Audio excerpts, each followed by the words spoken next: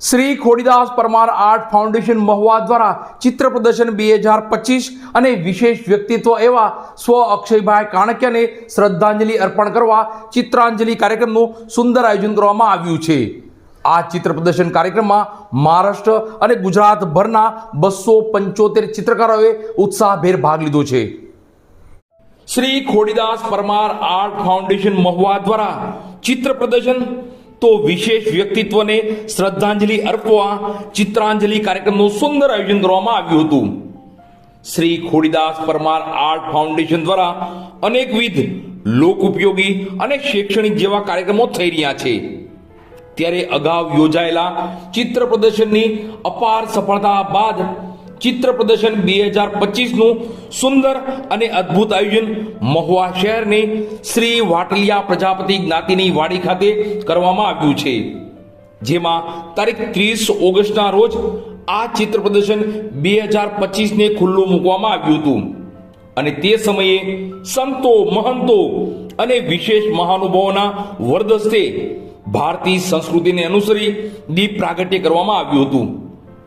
બાદ ઉપસ્થિત મહાનુભાવો જેમાં શ્રી ખીમનાથ મહાદેવ મંદિરના મહંત શ્રી પૂજ્ય ભગત બાપુ, મહુવા વિસ્તારના સક્રિય ધારાસભ્ય શિવાભાઈ ગોહિલ, રાજકીય અને સહકારી આગેવાન બિપિનભાઈ સંઘવી, મોડેલ સ્કૂલ તળાજાના આચાર્ય વિશાલભાઈ રાજ્યગુરુ, ચિત્રકાર એવા પૂનમબેન કાપડિયા, તો વિશેષ વ્યક્તિત્વ સ્વ અક્ષયભાઈ કાણકિયાના પરિવારજનોનું મોમેન્ટો અર્પણ કરી સ્વાગત કરી સન્માન કરવામાં આવ્યું હતું। આ સમગ્ર કાર્યક્રમનું સંચાલન હર્ષદભાઈ ગોસ્વામીએ કર્યું હતું। આ ચિત્ર પ્રદર્શનની સાથે જ વિશેષ વ્યક્તિત્વ એવા સ્વ અક્ષયભાઈ કાણકિયાને યાદ કરી તેમના સંસ્મરણોને વાગોળી ઉપસ્થિત તમામ લોકોએ ચિત્રાંજલિ અર્પણ કરી હતી।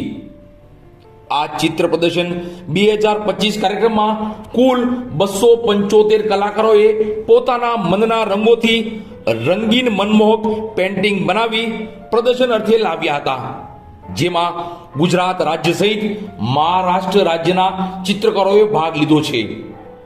તમામ 275 ચિત્રકારોને ગોલ્ડ મેડલ અને સર્ટિફિકેટ આપી તેમને પ્રોત્સાહિત અને સન્માનિત કરવામાં આવશે અને જે ચિત્રો અહીંથી સેલ એટલે કે વેચાશે તેની ઉપજતી રાશિમાંથી 80% ચિત્રકારોને તો બાકી રહેલી 20% રકમ વિદ્યાદાન મહાદાન એટલે કે માતા પિતા વિહોણા બાળકોની સ્ટેશનરી કીટમાં ઉપયોગ થશે।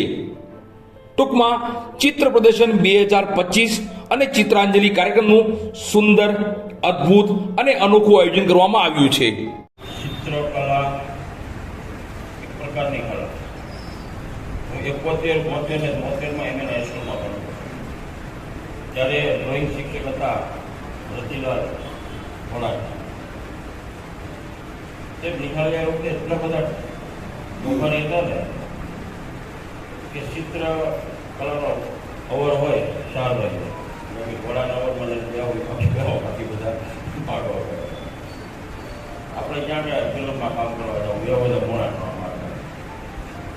ચિત્રકલા એ ક્યારે શરૂ થઈ ને જ્યાં પૃથ્વીમાં કોઈ કહી ન શકે, ગેરંટી આપો કે આ ચિત્રની કલા ક્યારે શરૂ થઈ એનો કોઈ ઈસવીસન લખી બતાવે કે અહીંથી શરૂઆત થઈ ના, પૃથ્વીમાં બધે જ સાહેબ આ તો આપણે આઝાદી મળ્યા 100 વર્ષ છે, અમેરિકાથી કરતા 200 વર્ષ આગળ ટેકનિકલ શિક્ષણ બધા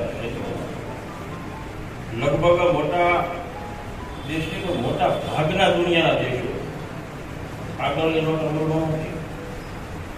પહેલા મુદ્રાઓ હતી સોનું, ચાંદી, જાંબુ અને કાંસુ। ઘણા બધા વિષયો એવા છે ઇતિહાસના કે ચિત્રકાર ફક્ત વર્ણન વાંચી અને આપણે હું વર્ણનનું ચિત્રની અંદર પ્રદર્શિત કરી દે અથવા તેનો ભાવ ભરી દે અથવા તેને બોલતી કરી દે આવી ચિત્રકલા એક ભાવથી અભિવ્યક્તિ એટલે કે પોતાને ગમતી વાત હોય એમના માટે દુનિયામાં જેમ ખેલની અંદર ખેલાડીઓના ચિત્ર જગતમાં હીરો હિરોઈનના તમામ ક્ષેત્રોમાં જેમ નામ બને ચિત્રકાર પણ પોતાના એવા ભાવ સાથે ચિત્ર બનાવે કે દુનિયામાં એમનું પણ નામ લે. ઘણી જગ્યાએ એવી સ્પર્ધાઓ છે, આંતરરાષ્ટ્રીય સ્પર્ધાઓની અંદર ખૂબ સારામાં સારા શિલ્પ સાથેને ઇનામો અને રોકડ રાશિ પણ આપવામાં આવે છે. આપણે ભારત સરકાર અને ગુજરાત સરકાર પણ આવી ઘણી બધી ઇવેન્ટ કરે છે. એમાં સારા કલાકારો પોતાના ભાવ આપે અને વિજ્ઞાનની સાથે જોડાયેલો ઇતિહાસને બનાવે છે. વિજ્ઞાનથી બનાવે વિજ્ઞાનનો ઉપયોગ કરી અને પહેલાંનું જે કામ આપણે કંડારવું બહુ સારી રીતે કંડારવું.